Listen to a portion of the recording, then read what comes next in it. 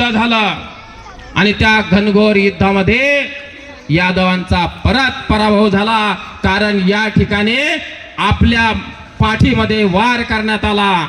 जे 8-10 हजार सैनिक होते त्यांच्यासोबत युद्ध चालू होता। फक्त 2000 घोडी दूरवरून आपल्या टापांची धूळ उडवत येत होते आणि एक गहला करण्यात आला, गलका करण्यात आला।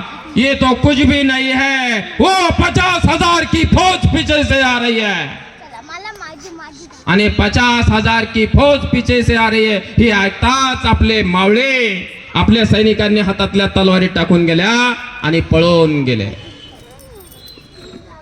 परत एकदा देवगिरीची मानहानी या ठिकाणी झाली आणि या देवगिरीच्या परम वैभवाचं जे राज्य होतं आजही आपल्याला त्या राज्याची साक्ष कळते। कारण इथली संस्कृती वाढली, इथली संस्कृती देशाच्या नव्हे तर विदेशापर्यंत जी गेली, वाढली, घडली, ती केवळ या यादवांच्या काळामध्ये। त्यानंतर इसवी सन 1200 नंतर 1300, 1400, 1500 300 वर्ष हा हिरवा अत्याचार आपल्या महाराष्ट्रावर होत राहिला। साधू संतांनी पंढरपूरच्या यात्रेला जायचं ठरवलं।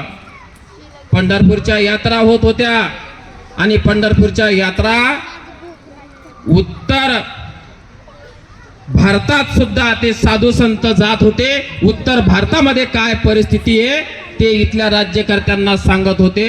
इथे आपल्या महाराष्ट्रात बरं आहे, परंतु या उत्तर भारतामध्ये फार भयान परिस्थिती आहे।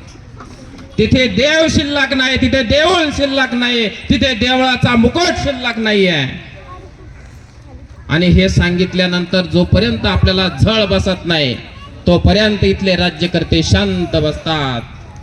कारण सर्व जाती धर्म संघटित होतात, परंतु केवळ हिंदू धर्म हा संघटित करणे सगळ्यात महान कठीण काम आहे।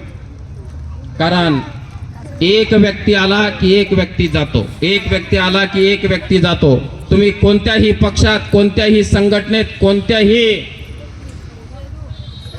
सामुदायिक संघटनेत काम करा, परंतु तुम्ही कुठेही असा शिवजयंतीला ज्याप्रमाणे तुम्ही एकत्र दिसले या पद्धतीने एकत्र दिसले।